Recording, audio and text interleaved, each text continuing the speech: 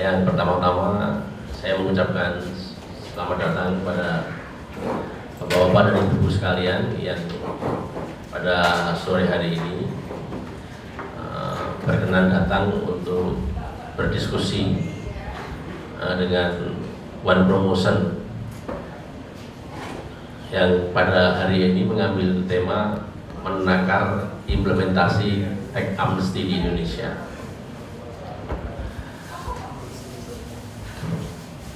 Yang kedua, kami mengucapkan terima kasih kepada para pembicara yang sudah hadir, Bapak Justinus Prastowo, Bapak B.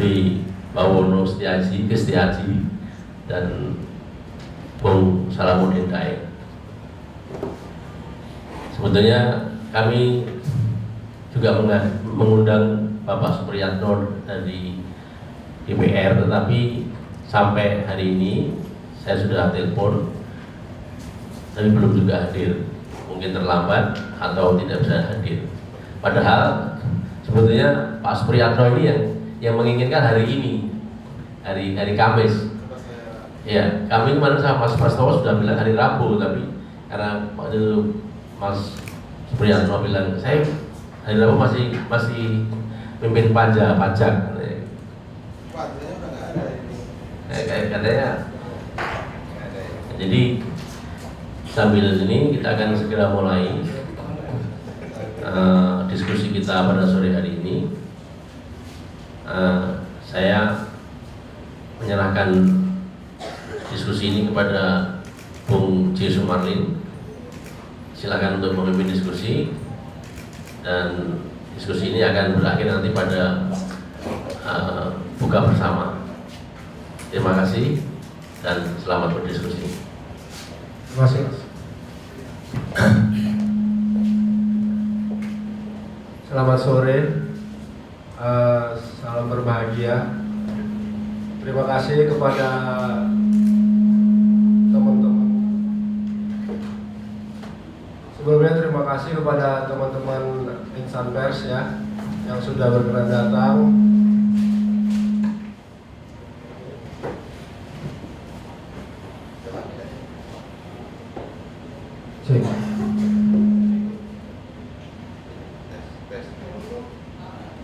Tes.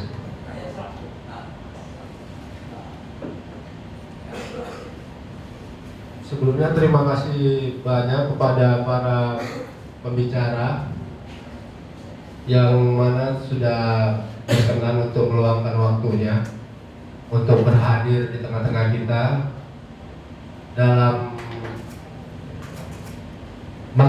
menelaah kontroversial dari tax amnesty yang sejauh ini masih kita cermati. Adapun para pembicara yaitu Bapak Justinus Prastowo, beliau dari Center of Indonesian Tax Analyst.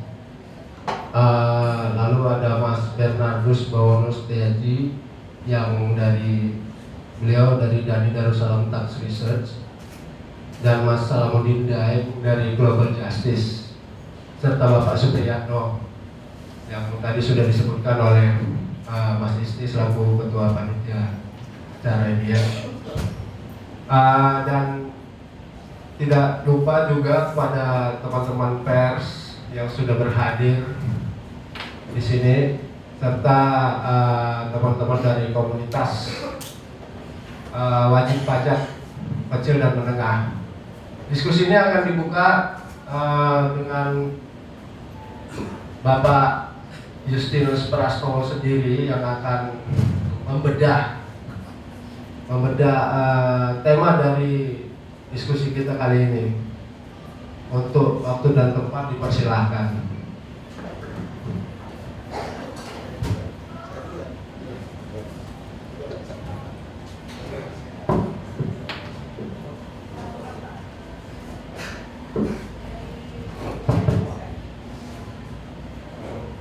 Baik, terima kasih. Assalamualaikum warahmatullahi wabarakatuh. Selamat sore dan salam sejahtera untuk kita semua. Ternyata saya mendapat hiburan pertama karena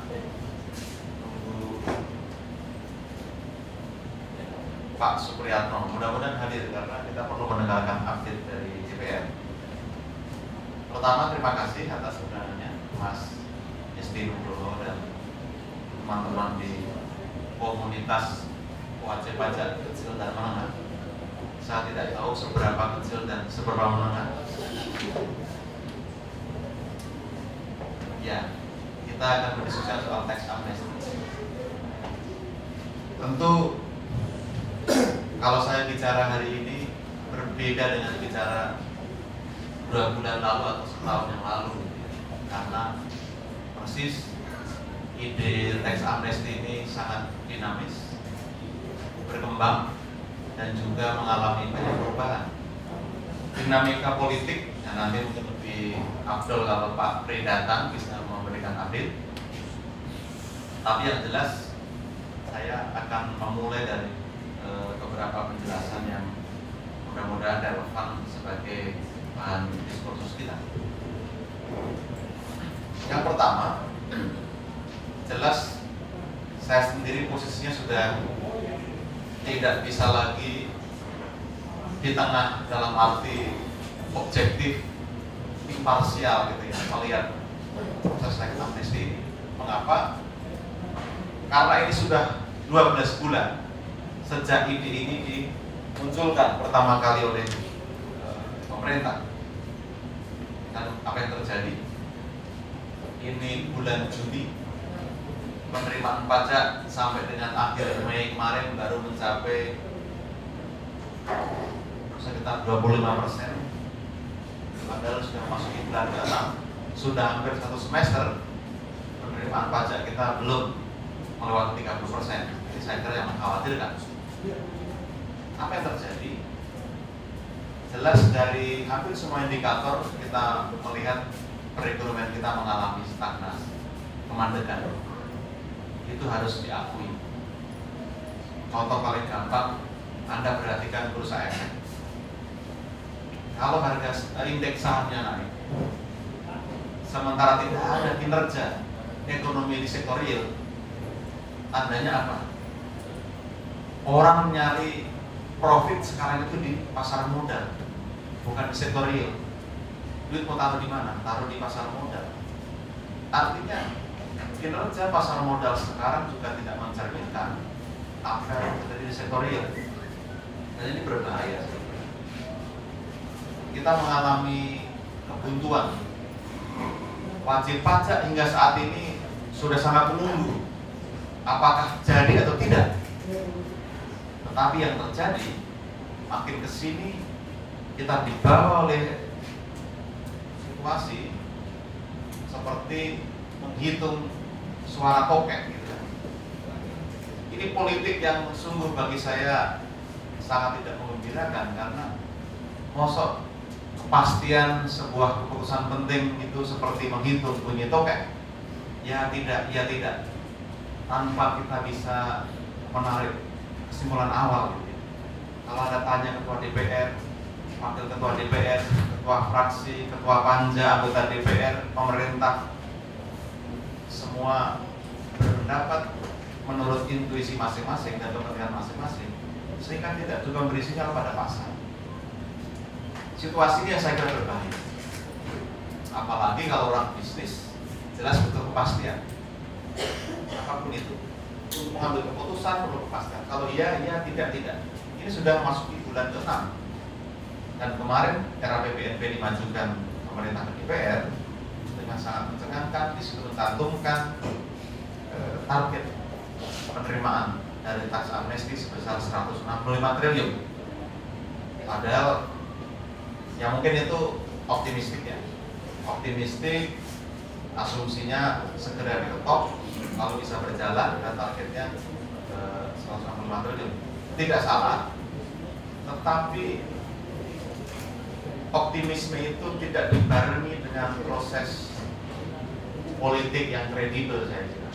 Saya mencermati panja selama 3 minggu terakhir ini, 3 minggu terakhir ini, yang terjadi memang sangat cair di panja itu.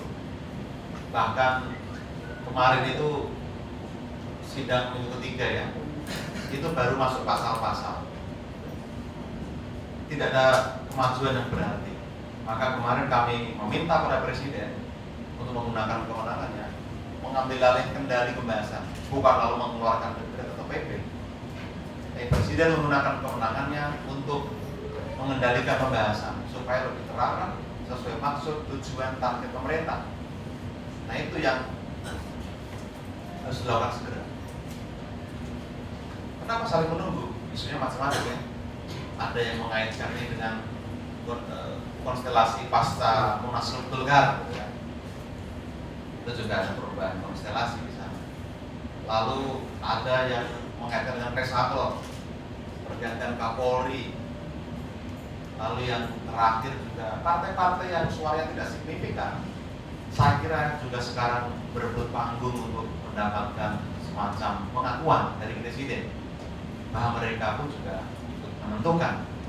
Nah, itu cuaca politiknya. Tapi saya tetap melihat ada optimisme karena di beberapa hari terakhir ini ada perkembangan yang cukup signifikan gitu ya. Mulai minggu depan akan rapat terbuka di DPR. Dan publik saya kira bisa ikut berpartisipasi. Itu perkembangan itu. Lalu saya masuk ke inti gagasan. Posisi saya sendiri dengan sangat terpaksa mengatakan RUU pengampunan pajak ini harus segera disahkan. Tidak ada pilihan lain sekarang ini. Saya akan menjelaskan beberapa konteks. Yang pertama, semua sudah terlalu menunggu, baik UKM, bisnis besar, menunggu kepastian. Kalau tidak diakhiri, ekonomi ini akan makin masuk larut ke dalam situasi yang mengkhawatirkan. Yang kedua itu terkait dengan penerimaan pajak ya. Penerimaan pajak kalau kinerja ekonomi makro juga tidak menggembirakan. Pertumbuhan juga masih di bawah 5% dan sebagainya. Pertimbangan yang kedua, saya setuju soal keadilan itu menjadi penting. Bahkan mungkin teman-teman di sini sebagai komunitas wajib pajak UKM dan saya juga merasa menjadi bagian dari Anda, itu pun juga merasa ada pencitraan terhadap rasa keadilan. Namun kita harus realistis mencari peluang di balik ini. Saya ingin mengatakan demikian, bahwa pada dasarnya teks amnesti tidak adil sangat besar kemungkinannya, tetapi bahwa pemerintah selama ini tidak mampu melakukan penegakan hukum itu fakta. Bahkan Panama Papers yang sedemikian telanjang negara lain menggugat, di kita kan tidak ada semacam tindak lanjut yang memadai. Validasi, verifikasi, penegakan hukum tidak jalan. Kalau dikatakan data Panama Papers tidak bunyi ya tidak benar juga. Tetapi minimal itu menjadi arena negosiasi bagi pemerintah untuk bisa mendapatkan posisi tawar yang lebih tinggi dan benefit yang maksimal dari pengampunan pajak ini. Saya bisa memastikan masih ada beberapa kasus yang akan dibongkar dan itu menunjukkan skema pengindaran pajak yang besar. Nah itu konteks. Lalu keadilan seperti apa yang bisa kita tawarkan? Nah, teman-teman, keterbatasan Ditjen Pajak melakukan penegakan hukum, pemungutan pajak, itu secara tidak langsung juga mencederai keadilan sebenarnya. Kenapa? Karena audit coverage hanya 2%, hanya 2% dari wajib pajak yang diperiksa setiap tahun. Artinya probabilitas tidak diperiksa sangat besar. Berarti apa? Yang kemungkinan diperiksa ya hanya itu terus, lo lagi. Berarti tidak adil juga. Itu menjadi persoalan. Apalagi sekarang jelas tidak ada kelompok usaha besar yang tersentuh oleh penegakan hukum pajak. Dalam kondisi demikian, ketika otoritas pajak mempunyai banyak sekali keterbatasan, bagaimana kita bisa berharap mereka melakukan penegakan hukum yang adil? Itu pertanyaannya. Nah, teks amnesti membuka peluang untuk membangun konsepsi keadilan yang baru, tentu dengan berbagai prasyarat. Saya mengajukan prasyarat yang berat. Prasyaratnya misalnya, bukan prasyarat, analoginya. Indonesia kan ibaratnya kandang ayam. Ada 2 ekor ayam, masing-masing bertelur 5. Kita punya 10 butir telur. Kalau dikatakan tiap tahun kita butuh 10 butir telur, itu semua diberikan pada pemerintah.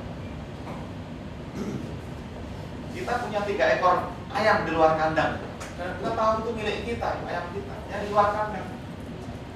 Nah, kita hanya memanggil ayam itu masuk kandang, maka kita buka kandangnya, kita kasih makan enak supaya dia masuk gitu ya. Sekarang kita punya 5 ekor ayam, dengan kemungkinan kita akan punya 25 butir telur. Kalau tetap kebutuhan kita 10, tadinya masing-masing harus memberikan 5 butir telur, sekarang masing-masing cukup memberikan 2 butir telur. Itu artinya ada penambahan jumlah ayam, jumlah wajib pajak, ada perluasan basis pajak karena ada potensi telurnya menjadi lebih banyak. UKM gimana posisinya? UKM boleh ikut pengampunan pajak. Jadi keliru kalau pengampunan pajak itu untuk konglomerat, untuk orang kaya saja. Justru saya mendengarkan banyak daerah UKM itu sekarang juga butuh jalan keluar. Para pedagang di Tanah Abang, di ITC Mangga 2 sudah dikejar-kejar semua dan mereka tutup. Karena kalau dibuka pajaknya, semua ambil. Tidak ada yang tidak salah, tetapi kita perlu jalan keluar. Nah, persis di situ kita butuh suatu solusi. Tapi ada pengandaiannya. Apakah betul 3 ekor ayam masuk? Yang masuk itu betul-betul ayam yang bertelur, bukan ayam pedaging gitu kan, yang nggak bertelur juga. Itulah perlunya kompetensi, kapabilitas kelembagaan. Nah, sekarang yang berikutnya, prasyaratnya apa? Nah, saya lebih menempatkan tax amnesty itu sebagai salah satu instrumen sarana yang memungkinkan untuk membangun comprehensive tax reform. Itu ada prasyarat. Tetapi kan kalau pengusaha jelas pengennya amnesti sebagai tujuan. Saya ikut diampuni selesai. Pemerintah tidak di situ tugasnya. Pemerintah tugasnya adalah memastikan tax amnesty jadi momentum untuk membangun sistem perpajakan baru yang lebih kuat, berkeadilan. Saya mengajukan ada 5 atau 6 prasyarat. Yang pertama, segera revisi undang-undang KUP dan undang-undang perbankan supaya dimensi keadilan, penghargaan pada hak wajib pajak, kepastian hukum itu semakin ditegaskan. Yang kedua, akses fiskus ke data perbankan diperluas. Tanpa itu tidak bisa Dijen Pajak itu melakukan pembelaan potensi yang optimal. Yang ketiga, implementasi single identification number. Pajak itu gampang kok, hanya siapa melakukan apa, hanya mengawinkan identitas dengan aktivitas. Gampang nggak? Yang keempat, transformasi kelembagaan. Dijen Pajak akan menjadi badan yang lebih kuat sehingga dia bisa lebih kredibel, akuntabel. Dan yang kelima, koordinasi penegak hukum. Bukan rahasia lagi. Kalau penyidik pemeriksa pajak sekarang ini melakukan pemeriksaan pajak, minggu depan ambil wajib pajak, hari Rabu, Selasanya dipanggil kejaksaan, dijadikan tersangka lebih dulu. Nah, itu yang terjadi. Maka perlu koordinasi yang lebih kuat. Dan yang terakhir, IT, sistem administrasi berbasis IT yang bagus. Dengan 6 prasyarat itu diharapkan otoritas pajak ke depan bisa mengoperasi lebih efektif. Nah, caranya bagaimana? Caranya kita harus buat komitmen. Tanpa komitmen 6 hal itu di depan, diminta ditaati pemerintah dan DPR, memang tidak akan ada jaminan. TA ini menjadi cek kosong saja. TA ini tidak akan menjadi sesuatu instrumen yang efektif. Benar-benarnya tujuan mengampuni beban, itu yang bahaya. Maka kita terus mendorong sebenarnya harus ada klausul komitmen, satu bab atau pasal tersendiri yang mengikat dalam satu waktu 1 tahun ke depan 6 hal ini harus tersedia sehingga pemotongan pajak bisa lebih efektif. Dan yang terakhir, sebelum nanti kita diskusi, saya memberikan beberapa catatan terhadap RUU pengampunan pajaknya. Saya berharap Anda sudah baca RUU-nya karena diskusi akan lebih menarik kalau kita bertolak dari suatu sumber yang sama, bertolak yang sama. Yang Yang pertama soal tarif. Suka tidak suka, tarif adalah representasi dari keadilan itu sendiri. Maka kalau tarif pajaknya, tarif tebusan terlalu rendah, saya kira juga tidak mencerminkan keadilan. Tapi terlalu tinggi ya nggak ada yang mau ikut.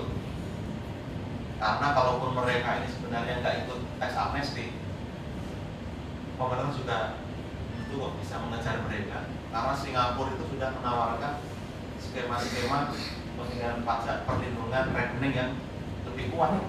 Sama juga, kita nggak akan bisa mengejar itu. Saya berani bertaruh, itu perlu waktu. Nggak bisa cepat, dan pasti pajak bisa dengan berbagai skema untuk menghindari. Tarif itu kalau bisa dinaikkan, tapi juga jangan terlalu tinggi, moderat lah. Tapi negara bisa mendapat lebih besar. Nah, usul saya soal tarif yang belum ada di RUU ini, tarif ini masih sangat cenderung ke repatriasi, memulangkan dana dari luar ke dalam. Kalau itu yang terjadi, yang dalam negeri justru malah diperlakukan tidak adil. Orang nyimpan uang di BRI harus bayar tarif lebih tinggi dibanding orang nyimpan uang di Singapura. Saya kira tanya anak SMA pun akan mengatakan tidak adil. Itu logika undang-undang RUU-nya, maka harus diubah. Tarif yang berikutnya harus dikritik adalah belum ada tarif khusus sebagai insentif untuk UKM. Kalau UKM lah tanda kutip ya, 4,8 miliar itu katakanlah, itu diberi tarif khusus. UKM jelas kemampuan membayarnya di bawah orang kaya. Baik kalau mereka diberi tarif lebih rendah. Itu menunjukkan juga bahwa pemerintah DPR benar-benar populis ingin mengangkat UKM ini. Kita berjuang untuk itu saya kira. Lalu reward untuk wajib pajak sudah patuh. Lalu ukuran patuhnya apa beda-beda. Katakanlah yang tahun lalu ikut reinventing policy, itu programnya Ditjen Pajak juga, itu pengampunan, diberi reward. Mereka tidak mungkin ikut tax amnesty, mungkin diberi moratorium pemeriksaan. Ke depan tidak akan diperiksa selama 3 tahun. Itu saya kira juga fair. Itu soal tarif. Lalu tadi yang mengikat dalam komitmen tadi. Beberapa yang masih perlu dikritisi adalah soal skema repatriasi. Kita mau memulangkan uang berapa triliun sih? Menteri Keuangan kan ngomongnya nggak pernah jelas. Dulu ngomongnya gede, 1.400 triliun. Sekarang turun tinggal 1.000 triliun. Bagaimana kita bisa percaya itu sebuah estimasi yang kredibel kalau tidak pernah ada data akurat, mestinya mendekati akurat yang bisa jadikan dasar untuk diskursus. Lalu, kalaupun uang itu pulang ke Indonesia, apa bisa nampung sistem keuangan kita, perbankan kita? Belum tentu. Kami sudah menghitung sistem perbankan, pasar modal itu hanya kuat paling banyak 800 triliun. Di atas itu kita bisa kolaps karena kebanyakan likuiditas yang masuk itu nggak kompetitif, shock. Itu yang dibutuhkan saya kira. Instrumen investasinya apa? Ini memang opportunity. Ekonomi mengalami kemandekan, kita kekurangan likuiditas, perlu stimulus. Ini yang akan menggerakkan. Lalu yang terakhir, catatan saya sebelum kita diskusi, saya kira kita perlu menagih pada pemerintah dan DPR untuk segera memberi kepastian. Aroma transaksional dalam penyusunan RUU ini memang sangat kental. Itu harus dihindarkan. Bagaimana tugas kita menyapi berbagai kepentingan. Para petualang, akunturir itu menunggangi kepentingan pengampunan pajak harus benar-benar dipastikan dilakukan, termasuk mendorong KPK untuk lebih aktif mengawasi itu. Maka Presiden harus campur tangan, intervensi, segera bicarakan dengan DPR supaya kalau keluar dari jalan keluar yang baik, dan yang paling penting pasca pengampunan kita dapat apa, kita bisa melakukan apa, itu yang perlu dipikirkan. Nah saya kira itu yang sementara saya sampaikan. Dari posisinya memang ini sudah tidak mungkin lagi kita itu bicara objektif, parsial 12 bulan. Tapi saat itu teman-teman, RUU yang sekarang dibahas sudah jauh lebih baik dibandingkan pertama dulu mengampuni koruptor dan sebagainya. Sudah banyak perubahan. Dan tugas kita saya kira mengawal itu belum terlambat. Mungkin ini justru momen yang tepat untuk bisa mengagregasi dukungan supaya DPR dan pemerintah betul-betul memperhatikan tax reform yang komprehensif itu menjadi PR besar kita. Itu dulu, terima kasih. Wassalamualaikum warahmatullahi wabarakatuh. Terima kasih Bapak Prastowo tadi sudah menguraikan gambaran-gambarannya ya. Jadi jika tax amnesty itu dapat menjadi sistem perpajakan yang sehat dan kuat seperti yang 6 poin diuraikannya tadi itu, mungkin kita akan meminta tanggapan kepada Mas Bowono Setiaji yang juga concern di masalah perpajakan ini. Silakan waktu dan tempat Mas. Assalamualaikum warahmatullahi wabarakatuh. Selamat sore Bapak Ibu sekalian, moderator dan pembicara lain. Terima kasih pertama-tama atas undangan yang diberikan kepada kami atau dari Darussalam Tax Center untuk bisa ikut berdiskusi tentang masalah tax amnesty ini.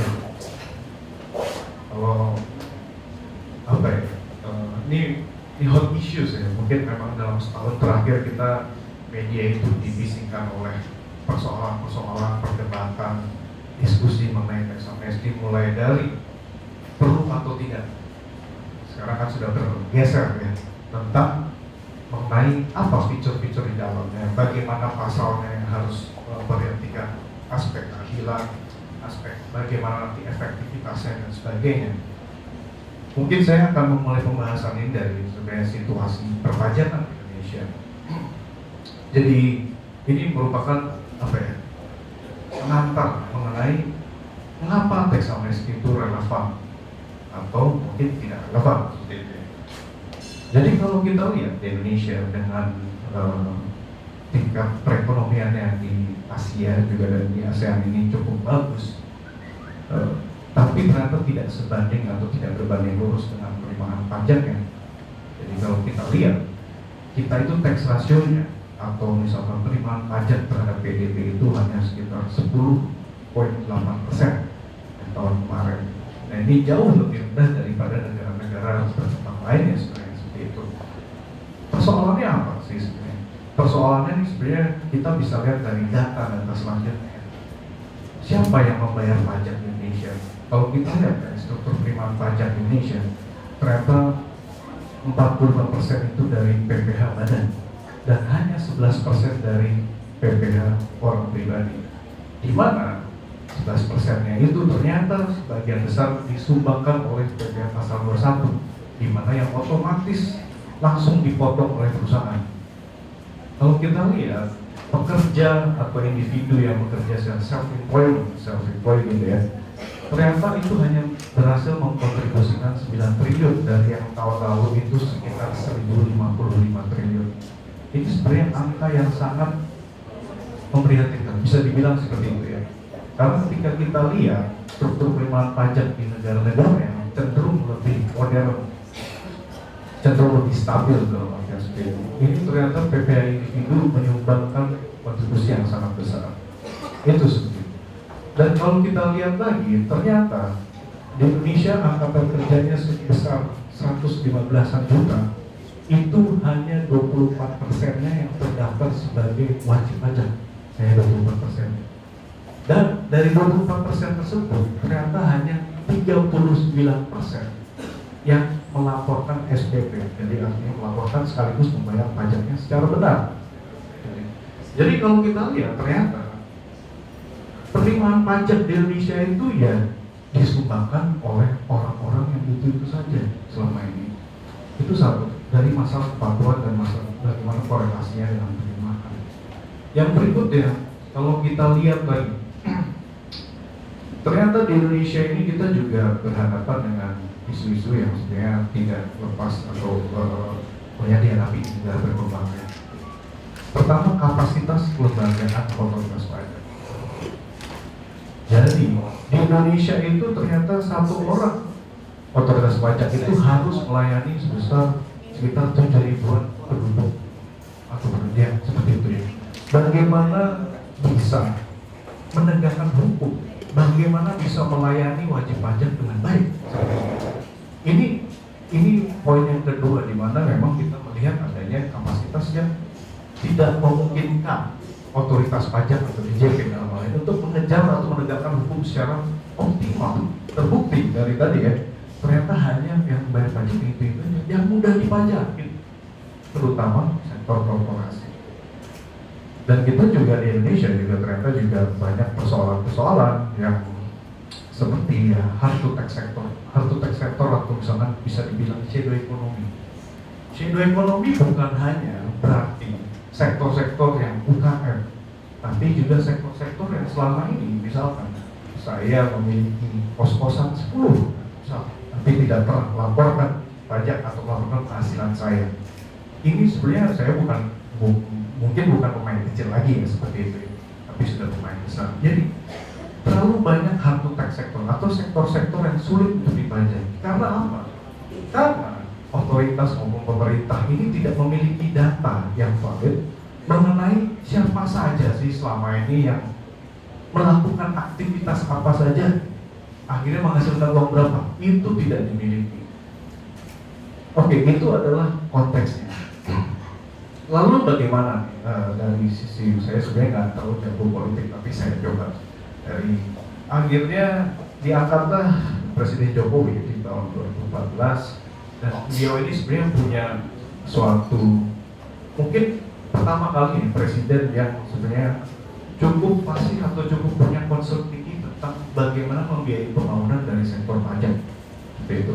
Dan ini sebenarnya menurut saya ini positif karena dari presiden-presiden sebelumnya kita tidak pernah ada suatu concern ataupun ada political will yang kencang untuk membenahi selama ini ketidakadilan dalam masyarakat pembayaran pajak ya. Jadi ini kita lihat ketika beliau diangkat menjadi presiden, ini dimulailah suatu pembahasan untuk menuju bagaimana nih kita melakukan reformasi pajak secara menyeluruh. Kenapa perlu reformasi pajak secara menyeluruh? Karena dalam salah satu misinya Presiden Jokowi dan Presiden JK adalah meningkatkan tax ratio hingga mencapai 16% di tahun 2019 atau di akhir masa kepemimpinan. 16%. Dari kita misalkan penerimaan perpajakannya ini sekarang sekitar 12% lah ya, 11-12%. Nah ini kan tentu saja membutuhkan cara-cara yang tidak biasa. Kalau kita lihat selama berpuluh-puluh tahun, bukan berpuluh-puluh tahun, mungkin 10 tahun ke belakang, di nota keuangan APBN, nota keuangan APBN, itu selalu ada upaya untuk ekstensifikasi. Tapi apakah itu berhasil? Tidak terlalu berhasil, bukan berarti tidak berhasil sama sekali. Tapi kita lihat penambahan jumlah wajib pajak yang cenderung kecil, penerimaan yang pertumbuhannya year on year-nya mungkin sekitar 16-17%, gitu ya. Dan ini jelas membutuhkan upaya-upaya yang tidak biasa. Oleh karena itu tercetuslah ide mengenai tax amnesty. Nah, kalau kita lihat dari tax amnesty, sebenarnya apa sih tujuan dari tax amnesty? Nah, ini saya sedikit melihat literatur. Sebenarnya ada 4 tujuan tax amnesty. Jadi tax amnesty itu bisa memiliki 4 objektif. Pertama, menambah penerimaan dalam jangka pendek. Jadi itu jangka cepat ya, menambal shortfall. Kedua, biasanya dikaitkan dengan upaya merepatriasikan modal. Ketiga, itu biasanya dikaitkan dengan peningkatan kepatuhan di masa yang akan datang. Dan yang terakhir itu biasanya mencakup adanya suatu pembabakan baru, suatu jeda dari suatu rezim yang sebelumnya. Nah, lalu bagaimana hal ini bisa akhirnya diimplementasikan di Indonesia? Kalau menurut saya sebenarnya tujuan dari tax amnesty itu yang paling hakiki adalah sebenarnya meningkatkan kepatuhan dalam jangka panjang. Dalam artian, ketika tax amnesty diimplementasikan, itu harusnya bisa mengkolek, bisa mengumpulkan data, bisa mengumpulkan informasi tentang wajib pajak yang sudah terdaftar ataupun masih di luar sistem, itu dengan lebih baik lagi. Seperti itu. Dengan adanya data, dengan adanya informasi, akhirnya otoritas pajak bisa melakukan verifikasi kemudian hari. Oh, ternyata selama ini kok di SPT-nya lapor pajak cuma penghasilannya 10 juta per bulan, tapi punya apartemen di Singapura, di di Brisbane, Australia seperti itu. Ini ada yang salah di situ. Jadi ini tujuannya bagaimana mengumpulkan data ini, kemudian harusnya nanti ini juga salah satu prasyarat bagaimana mengelola data ini, data-data yang sudah dikumpulkan dari program ini nantinya untuk memverifikasi data SPT di kemudian hari, seperti itu. Jadi itu adalah menurut saya itu jadi alasan atau argumen utama. Karena tanpa data itu pemerintah nggak bisa ngapa-ngapain. Jadi kenapa akhirnya diskusi belakangan ini selama 2 tahun kita melihat adanya keinginan yang lebih besar otoritas pajak untuk masuk ke dalam sektor keuangan, memeriksa atau misalkan mendapatkan akses data perbankan, kartu kredit segala macam. Ini sebenarnya upaya untuk mendapatkan data lebih banyak lagi. Karena ya kita harus diakui kita nggak punya single identity number. Kita juga nggak punya kapasitas otoritas pajak yang sedemikian mumpuni, gitu ya. Nah ini jadinya kenapa akhirnya ini juga bisa jadi justifikasi atau tax amnesty untuk diperlukan pada dewasa ini di Indonesia. Dan kita mungkin juga perlu melihat isu-isu apa yang lebih dalamnya lagi ya, tentang tax amnesty. Saya melihat tentang debat masalah keberhasilannya. Jadi selalu orang melihat adanya kemungkinan keberhasilan dari tax amnesty ini ternyata tidak 100%. Banyak juga negara gagal dari situ. Betul. Nah, makanya sebenarnya bukan berarti intinya ini, gagasan ini harus kita tolak, tapi bagaimana mengawalnya ini, membuat fitur-fitur dalam RUU ini menjadi lebih benar, membuat kapasitasnya nanti dalam data manajemen itu jadi lebih baik, sosialisasinya untuk menjamin partisipasi. Kedua, masalah keadilan. Saya bisa bedakan ini masalah keadilan dari yang patuh sama keadilan yang tidak patuh. Perdebatannya kan seperti itu. Atau keadilan dari yang sama-sama tidak patuh, tapi yang satu punya dana di luar, yang satu punya dana di dalam. Saya mulai dari yang pertama, dari perdebatan antara yang patuh dan tidak patuh. Kalau kita lihat yang patuh di Indonesia itu berapa banyak?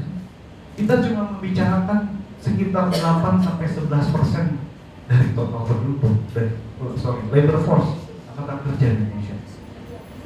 Jadi kalau misalkan ya udah, silakan ditegakkan kepatuhannya. Jadi harusnya yang lain yang tidak patuh itu harusnya dikejar-kejar. Tapi bertahun-tahun mau kita nunggu terus sampai ini semua berhasil dikejar, kan nggak bisa. Jadi orang-orang yang patuh itu memang selama ini menanggung beban lebih berat. Ya. Tapi kalau istilahnya mereka disuruh nunggu pemerintah untuk bisa menegakkan peraturan, menegakkan kepatuhan untuk yang lain-lain, ini juga bisa banget mereka gitu ya.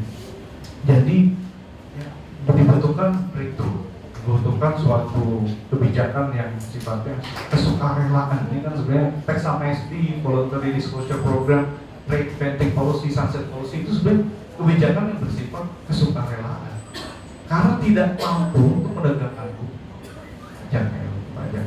Jadi sukarela. Nah, kalau kita mau wajib pajak itu sukarela, yang harus dikasih apa? Makanya ini ada ide uang tebusan yang rendah, adanya insentif yang di waive, yang diampuni itu apa saja, termasuk juga pajak terutama. Ini ya, jadi untuk dikasih insentif supaya orang berpartisipasi.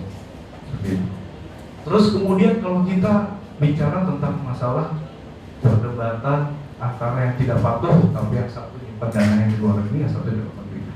Saya dalam hal ini juga setuju ya sama Pak Prasto. Pasti ada sedikit rasa yang tercederai, ya, rasa keadilan yang tercederai. Gitu.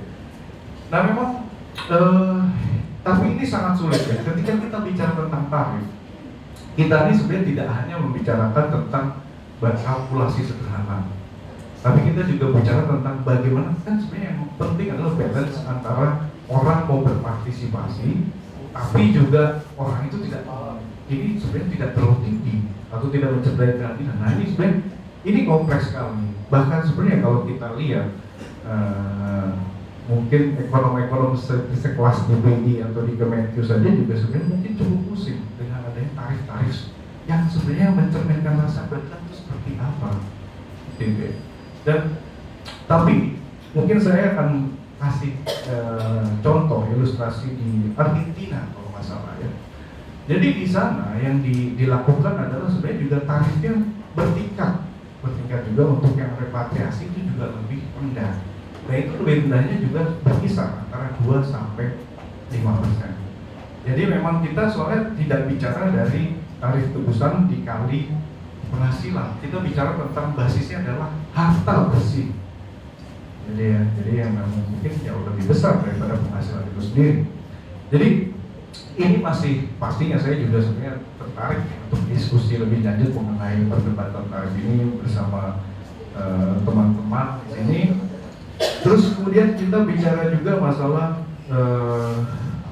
bagaimana konteks tax amnesty sebagai pembabakan baru, sebagai jeda, sebagai suatu kita mulai suatu babak yang baru.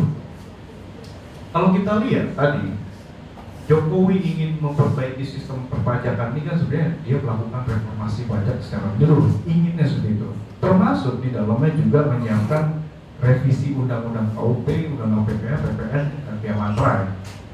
Itu dari sisi hukum. Dari sisi kelembagaan, sebenarnya sudah ada rencana bahwa Direktorat Jenderal Pajak nantinya akan jauh lebih otonom, jauh lebih kuat di tahun 2018. Jadi sekarang direktorat sifatnya nantinya akan berbentuk badan pengelolaan pajak yang akan berada di bawah presiden langsung seperti itu.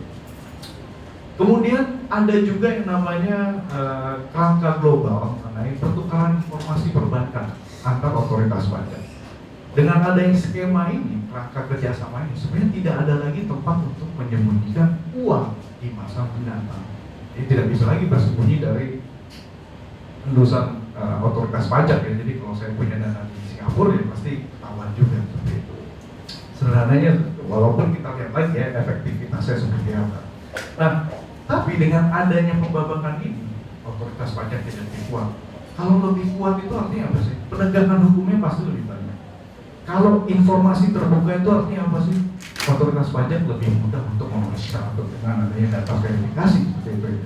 Artinya ini sebelum situasi itu terjadi, sebenarnya pemerintah itu ingin menawarkan suatu jembatan ya untuk lah sama-sama secara sukarela masuklah ke dalam sistem dengan baik seperti itu. Jadi sebelum adanya ledakan pemeriksaan, dibilang sebagai tsunami of dispute, ledakan sengketa di masa mendatang.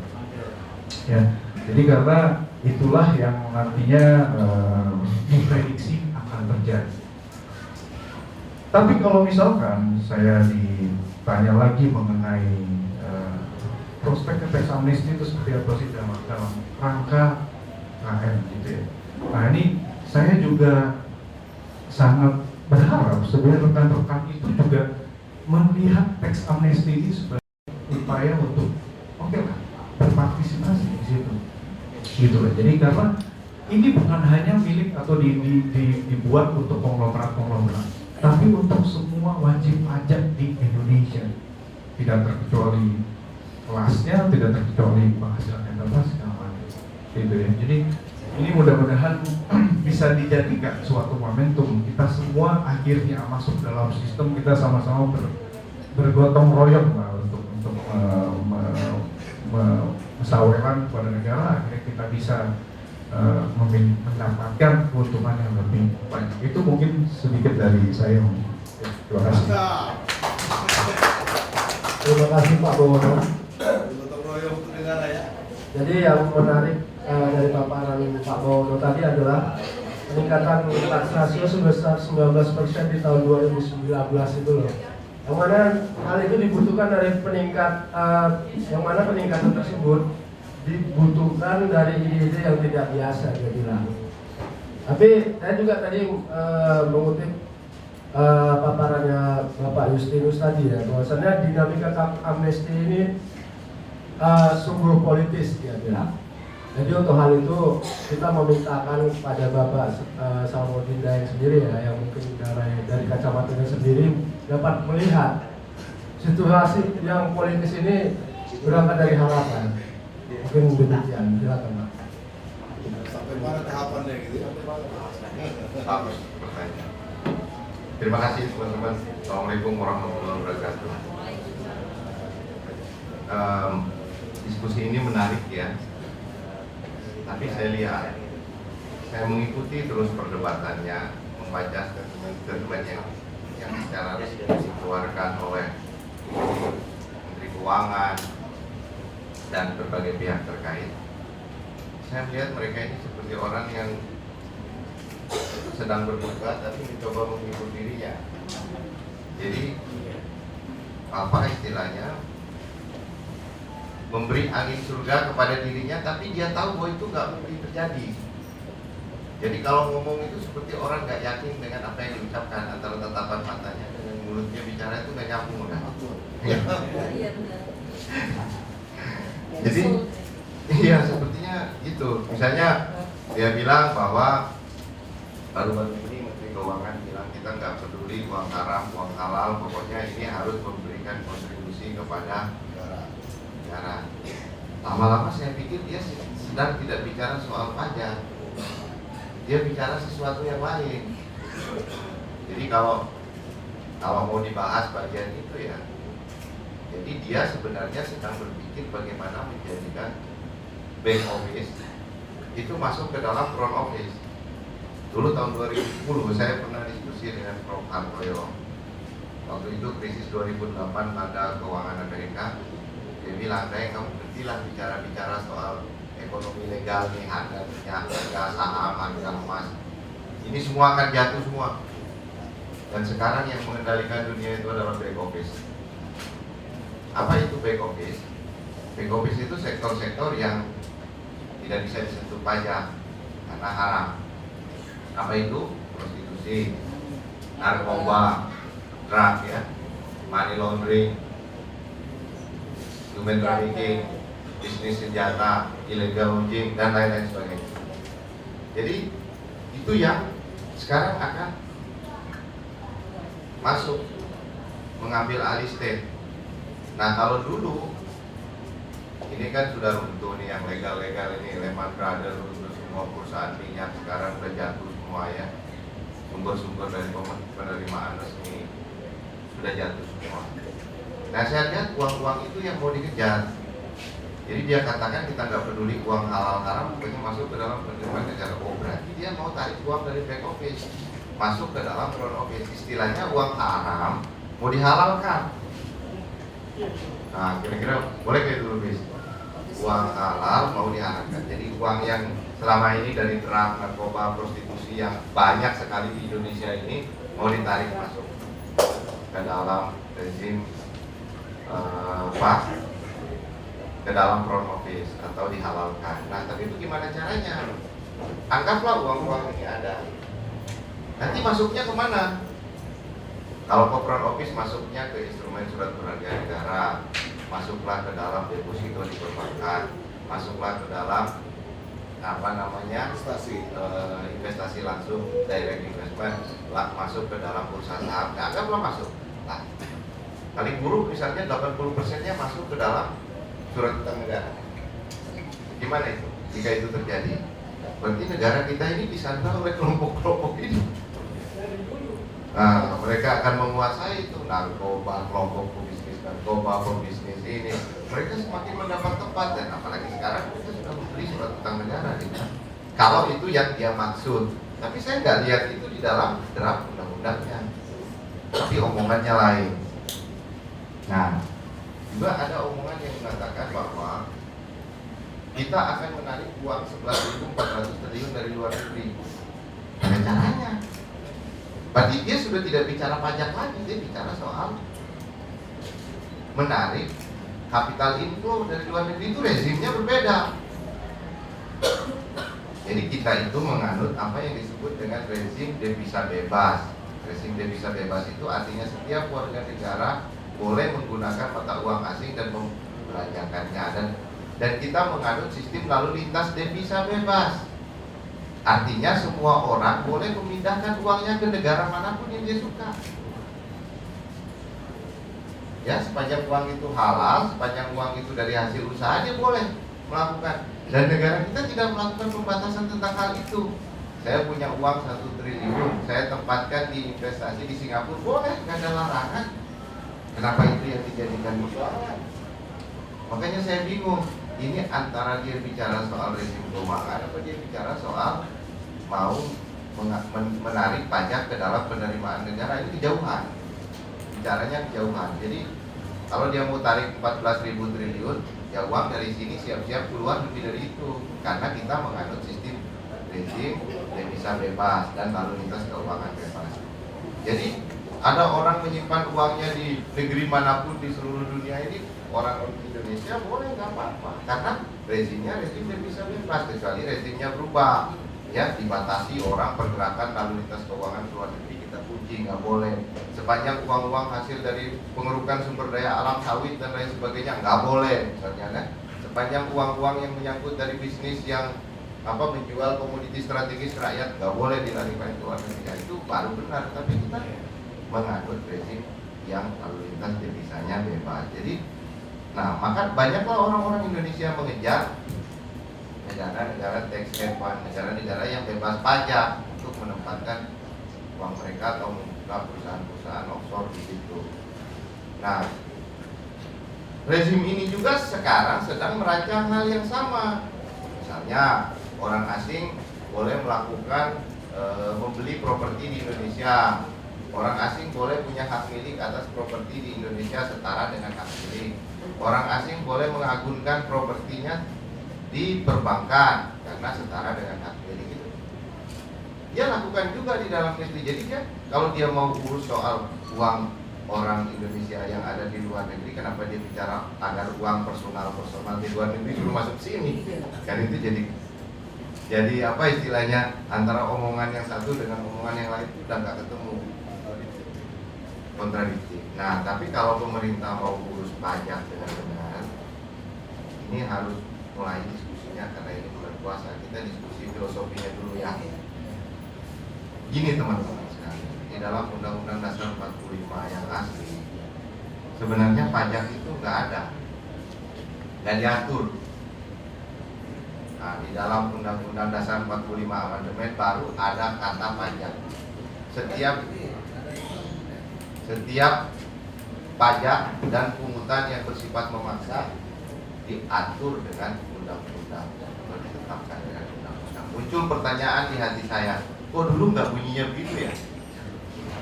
Kok dulu nggak bunyinya begitu ya? Kok dulu nggak ada kata pajak pungutan memaksa? Dari pertama kali kita merdeka langsung pajakin nih semua rakyat Indonesia ini dan paksa dia. Dan kalau dia nggak bisa bayar, pidanakan dia. Oh, rupanya kita mau mengantitesa kolonialisme.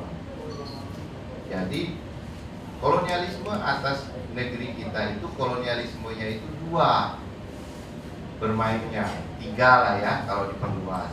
Bermain di mengeruk komoditi perdagangan internasional, kemudian mengeruk pajak dari rakyat, kemudian mengeruk tenaga kita. Jadi kita berada di bawah perbudakan paksa seperti Romusa, seperti apa itu kan tiga level yang dikeruk. Satu yang dikeruk itu barang komoditi perdagangan, dua yang dikeruk itu pajak. Jadi rakyat suruh bayar pajak kepada kolonial, tiga itu adalah tenaga kita suruh store ke dia. Makanya dulu ada kerja lobby, kerja paksa dan lain sebagainya. Sehingga waktu kita merdeka kita mau mengantitesa itu, tapi secara baik. Walaupun dalam era-era dulu kita juga memperlakukan pajak, tapi tidak itu jadi konsen. Ya, itu penting itu untuk diperhatikan. Sehingga kita tidak menulis itu di dalam undang-undang dasar, tapi diatur dalam peraturan-peraturan yang berbeda. Bukan merupakan utama dari negara Republik Indonesia ini, tapi sudah utama. Karena pada dasarnya kita menganut asas sharing.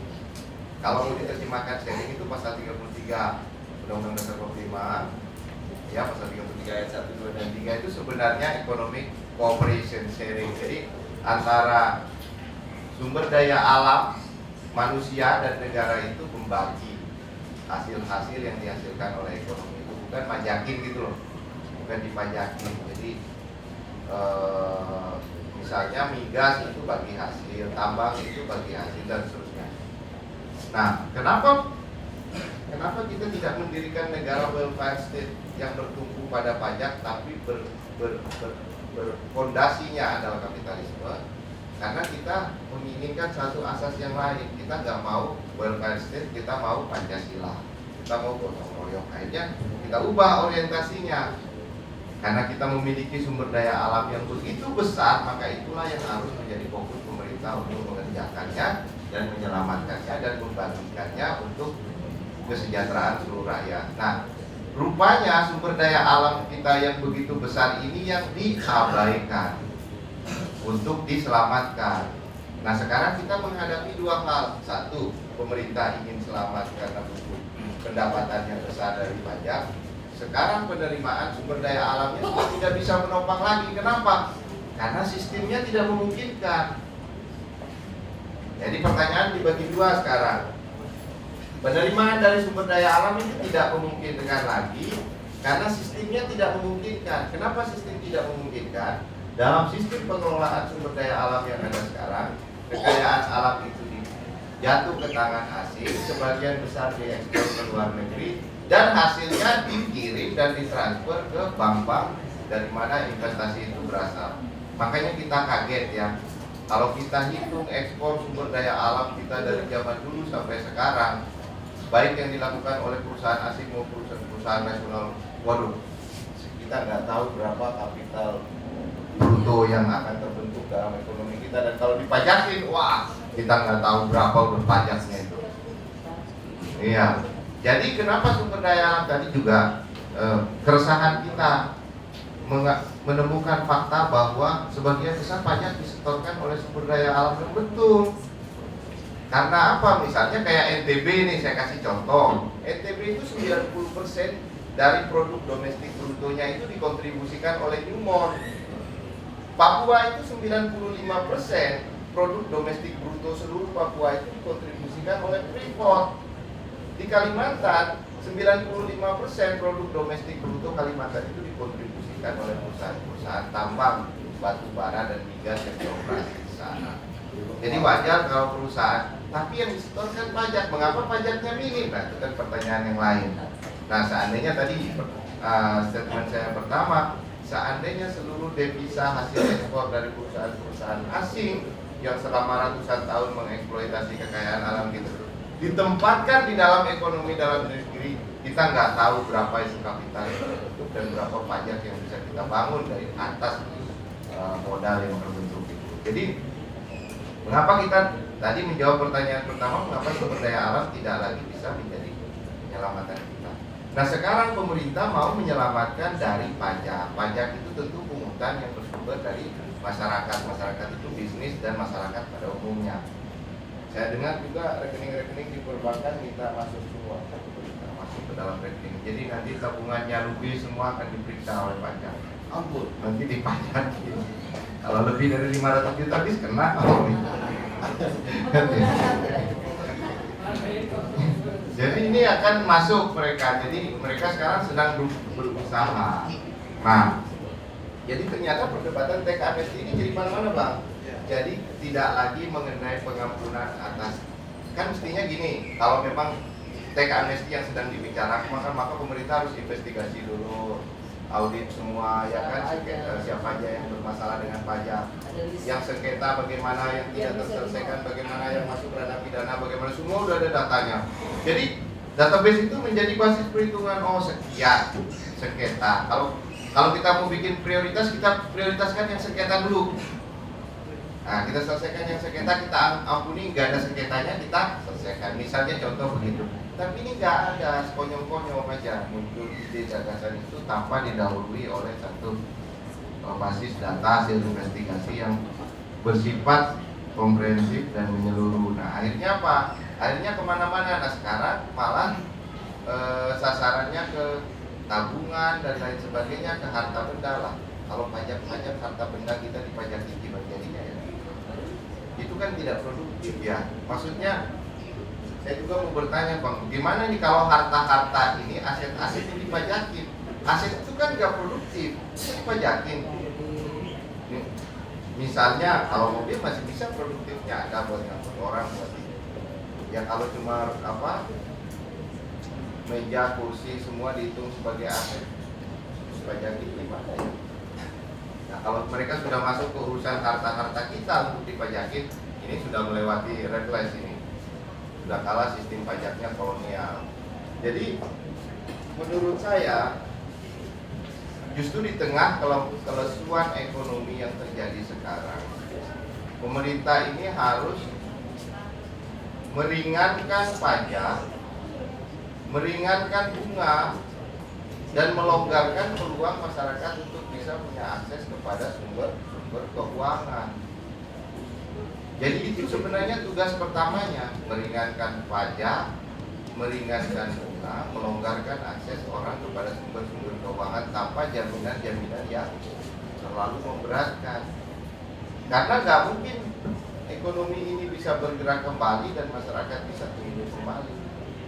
53% pertumbuhan ekonomi pembentukan produk domestik bruto kita itu disumbangkan oleh sektor konsumsi masyarakat. Nah, sekarang konsumsi melemah karena tidak ada daya beli.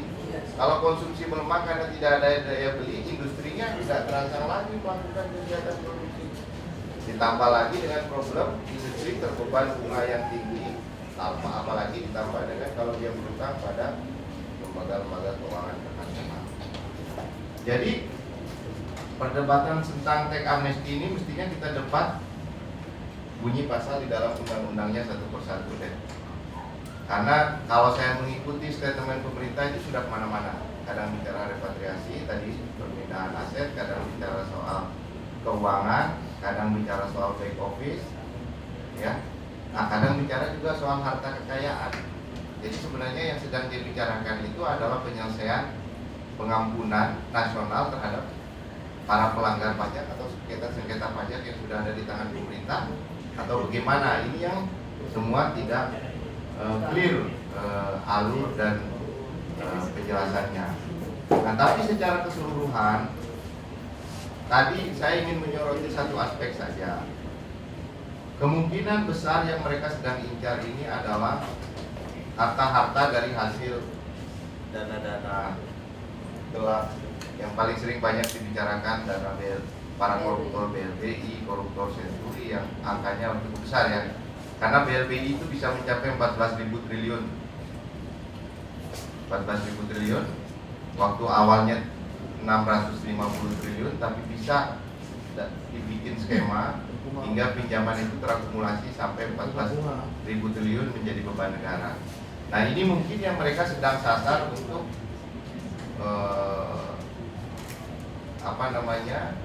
diselesaikan.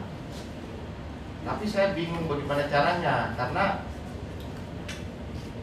aset-aset yang dulu disita negara sudah sebagian juga berpindah ke tangan mereka. Apakah ini akan diperiksa kembali, atau isu-isu ini bisa jadi hanya untuk sumber untuk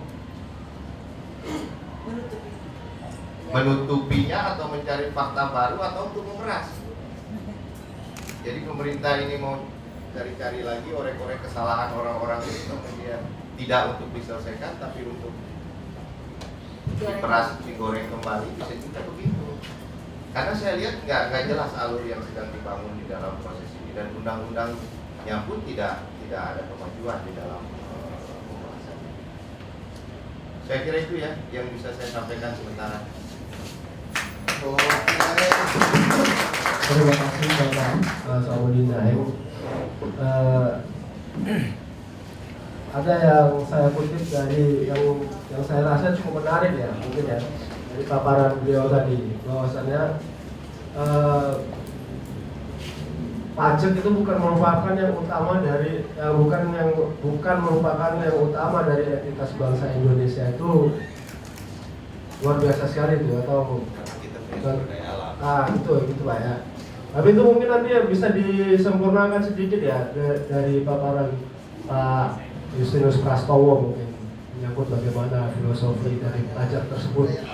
Tapi sebelum dari itu kita beri dulu kesempatan kepada teman-teman insan pers untuk memberikan pertanyaan-pertanyaan. Kita buka dari 5 orang penanya ya. Sebelumnya, ya Bapak ini. Terus Bapak yang di belakangnya, 2 orang, 3 orang. Dari teman-teman pers, diutamakan dari teman-teman pers dulu. Silakan nama dan medianya, Pak. Ya, saya Akhir tadi arah. Saya setuju. Dalam konteks saya setuju. Jadi disampaikan oleh Bung Dayang tadi setuju saya.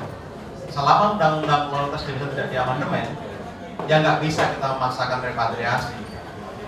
Nah, maka tantangan kita jelas. Arah pengampunan pajak itu mau kemana?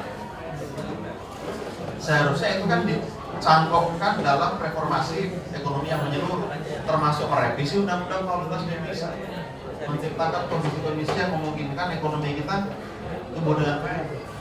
Kita yang bisa menyalahkan orang yang menyimpan uang di Singapura, tapi tidak pernah bertanya apa kesalahan kita sehingga orang lebih suka menyimpan uang di Singapura, kan begitu.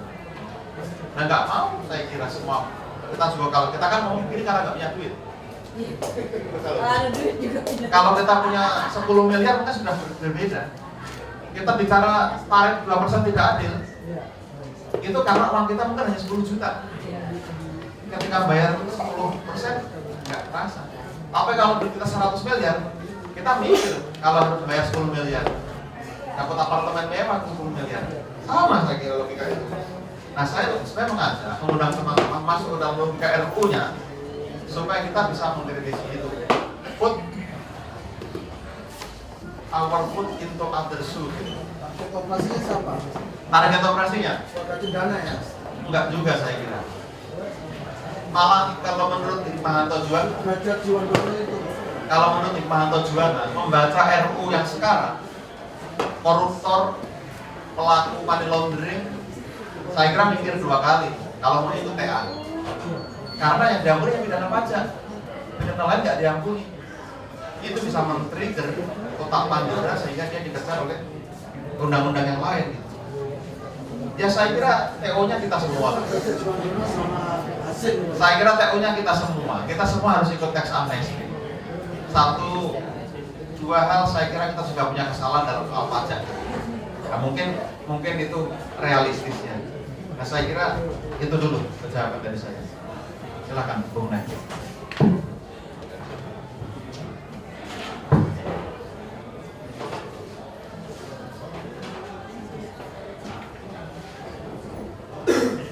Kira-kira siapa yang jadi calon? Saya itu masih tetap menduga bahwa yang diincar ini adalah Derajat Juwana. DLBI. Nama Soeharto. DLBI ini yang pertama nih. Karena BLBI data-datanya masih Soeharto itu. masih cukup tersedia. Nah, obligor BLBI ini yang akan menjadi target paling besar karena 630,3 triliun yang Nama Papers. akan diurus. Kalau Panama Papers Ada katanya dia. ada datanya, tapi tadi apa pelanggaran pidananya? Kalau orang Indonesia menempatkan uangnya di luar negeri, yang bisa dipelajari itu kalau terjadi pidana di dalam negeri. Kalau sudah ada perbuatan pidananya di dalam negeri, lalu dia melarikan uangnya ke luar negeri, kan itu. Nah, yang kasus yang bisa menjadi sumber trigger ini hanya 2. 1 BLBI, 2 Senturi yang belakangan mungkin bisa, atau para pidana-pidana pengemplang pajak besar lainnya, tapi belum ada kasusnya. Grup. Nggak ada kasusnya. Nggak ada kasus pajak yang besar yang pernah kita terbuka ke publik yang perlu diinvestigasi sampai ke luar negeri seperti kasus BLBI atau Senturi. Kenapa? Bukan masalah pajak. Amnesty itu. Jadi mungkin itu ya. Nah, semestinya tadi usulan saya, kalau memang pemerintah itu punya niat benar, baik, bukan meras orang-orang yang sedang bermasalah dengan pajak, dia mestinya basis daripada rencana ini tentu data yang ada di perpajakan, data sengketa yang terjadi atau data yang semacam itulah konflik pajak antara pemerintah dan negara, antara swasta, antara masyarakat dan pemerintah. Itu baru bisa kita jadikan acuan, tapi ini kan data nggak pernah ada. Sepanjang siaran pers statement mereka keluarkan nggak ada. Semua berkutat tentang informasi kualitatif kuantitatif tentang jumlah dana yang mau di ini, tapi sumbernya juga nggak tersedia. Persoalannya Menteri Keuangan 3.600 yang diutamakan di luar negeri. Tadi kan dia cerita, awalnya dia bilang 11.400, turun jadi 4.000, turun jadi 3.100, turun sekarang menjadi 1.000. Coba dengan statement terakhir 1.000 kata dia. Berarti kan sebenarnya dia ini sedang berkhayal aja. Ternyata nggak ada datanya. Saya kira itu ya. Lalu yang tadi yang kedua apa tadi tentang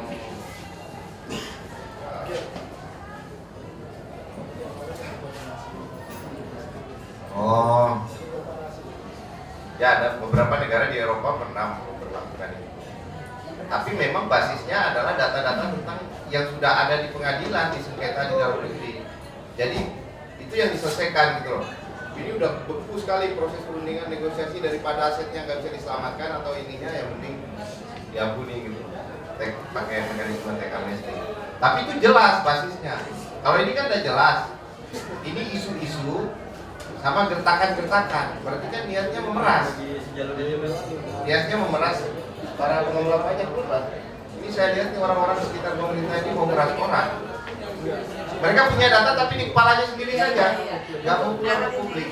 Dan tidak dalam kerangka penyelesaian itu, tapi dalam rangka penyelesaian masing-masing. Nah, yang ketiga, kemungkinan besar ini arahnya adalah back office. Arahnya kepada legalisasi uang-uang tadi, drug, narkoba, prostitusi, money laundering, dan lain sebagainya. Tapi saya pun masih belum yakin mereka punya caranya untuk memasukkan uang-uang itu ke dalam ruang legal. Jadi menurut saya sejauh ini tax amnesty ini masih mimpi, belum punya konsepsi mereka. Karena datanya nggak ada. Kalau datanya ada, kalau undang-undangnya duluan disahkan, maka dipakai nanti untuk perbuatan-perbuatan yang tidak benar. Maksudnya orang-orang yang memang punya niat dari awal untuk melakukan manipulasi dan lain sebagainya dan menghindarkan pajak dari negara. Kalau setingkat undang-undang ini ya disahkan tapi tidak ada basis data yang utuh. Nah, target ke APBN-nya juga nggak akan tercapai. Kan APBN ini jauh. Misalnya uang luar negeri 11.400 triliun. Untuk masuk ke APBN ini kan jauh langkahnya. Dia masuk ke bank dulu, masuk ke deposito baru bisa dipajakin, kan jauh. Belum tentu juga masuk ke deposito kan. Dia bisa masuk ke bentuk lain seperti bursa saham yang sangat sulit sekali dipajaki. Gitu. Tentang pelaku atau pemain penyimpang BLBI itu kan bisa diungkap nggak Pak yang A1-nya siapa? Nah, itu kan banyak Pak. Ya termasuk yang ada di Indonesia sekarang. Banyak, ada banyak orang. Bank-bank besar yang ada sekarang seperti BCA dan lain sebagainya kan masih meninggalkan skandal-skandal semacam itu. Jadi BLBI paling mungkin, tapi berani apa enggak kita nggak tahu. Saya kira itu. Terima kasih Bapak Saluddin Daim. Kepada Pak Bono mungkin ada sedikit tanggapan. Ya, mungkin sedikit tanggapan ya. Jadi kalau siapa TO-nya, saya pikir kita semua punya dosa kok. Nah, ini menarik ya. Kita semua punya dosa. Siapa yang nggak punya dosa dalam konteks pajak? Uang data-datanya menunjukkan hal seperti itu. Jadi cuman, nah ketika kita bicara tentang tax evasion, pengemplangan, punya NPWP belum tentu lapor pajak kok. Ya. Tapi siap. Siap. Nah, kita bicara tentang tax evasion dalam konteks tax amnesty, pengemplangan pajak. Pengemplangan berarti kita tidak membayar pajak secara benar ataupun membayar tapi tidak melaporkannya secara benar, ya, seperti itu. Nah, itu udah masuk ranah pidana, di mana sanksinya selain kita punya pajak terutang yang harus kita bayar kepada negara, kita juga bisa kena pertama kena denda dan sanksi bunga ya yang bisa mencapai 48% dari pajak terutangnya, dan kemudian kita juga bisa kena pidana perpajakannya. Jadi, yang dilakukan dalam tax amnesty ini sebenarnya menghapuskan itu semua, bahwa kita semua punya dosa, ya kita dihapusin semuanya. Jadi nggak perlu lagi mikirin pajak terutang segala macam. Yang dilakukan pemerintah adalah, tapi mereka pengen punya adanya, kan kalau dari teorinya, literaturnya, tax amnesty kan ada exchange-nya, ada suatu pertukaran. Kalau you nggak mau saya ampuni misalkan, ya tolong kasih sesuatu. Yang dikasih sama wajib pajak sebenarnya apa? Bukan uang tebusannya dalam konteks ini, tapi informasi tentang harta saya, tentang kekayaan saya. Ya. Jadi kita nggak lagi mikirin pajak terutangnya segala macam, tapi kita disuruh secara sukarela menyampaikan harta bersih kita berapa. Seperti itu. Dan itu tarifnya yang kecil segala macam dari harta bersih itu sebenarnya memang masih bisa diperdebatkan ya tarif itu. Tapi sebenarnya kita bicara tentang adanya suatu exchange di sini. Jadi kita tidak lagi bicara tentang pajak Anda yang terutang berapa, kita tidak bicara lagi nanti kita akan periksa kalian semua. Enggak. Karena begini, 2018 itu bukan mustahil yang namanya konglomerat maupun pedagang asongan itu kena periksa pajak. Jadi gara-gara ada transformasi kelembagaan, ada reformasi undang-undang perpajakan dan sebagai lain hal ya. Jadi ketika ada tax amnesty ini adalah suatu bridge to legality. Jadi istilahnya kita ini dikasihkan suatu jembatan untuk masuk ke dalam sistem pajak yang nantinya lebih baik. Seperti itu. Jadi kalau kita bicara tentang lagi-lagi ya, kita bicara tentang tax amnesty, kita bicara tax evasion, dan menurut saya ketika ada tax amnesty ini, kenapa saya bilang kita harus manfaatin, kita harus juga berpartisipasi sebaiknya gitu ya. Karena kalau tidak, ya ini sebenarnya ini mungkin satu kali per generasi ya. Jadi kalau misalnya tadi Soekarno tahun 64 dan Soeharto tahun 83, 84, kemudian di tahun ini mungkin ketika nanti kita sudah tidak produktif lagi baru ada tax amnesty berikutnya. Seperti itu. Jadi menurut saya ini kesempatan yang harus dimanfaatkan. Terus kalau kita bicara tentang ideologi, wah saya sebenarnya kurang jago. Tapi yang pasti saya bisa jawab, tax amnesty tidak memiliki ideologi. Jadi negara mulai dari China, Italia di zaman dulu yang cenderung fasisme segala macam, sampai negara Belgium di Eropa, Amerika Serikat, semuanya pernah pakai tax amnesty. Jadi itu mungkin tambahan dari saya. Gitu. Terima kasih. Paparan singkat yang cukup menarik tadi terakhir dari Pak Bawono ya. Untuk itu kita tutup saja sembari menunggu berbuka puasa. Kepada teman-teman pers beserta teman-teman dari komunitas wajib pajak kecil dan menengah, kami ucapkan terima kasih, dan yang paling utama sekali kepada para pembicara yang ada di hadapan kita hari ini. Terima kasih atas kesediaan dan waktu mereka untuk dapat berada di tengah-tengah kita. Terima kasih. Assalamualaikum warahmatullahi wabarakatuh.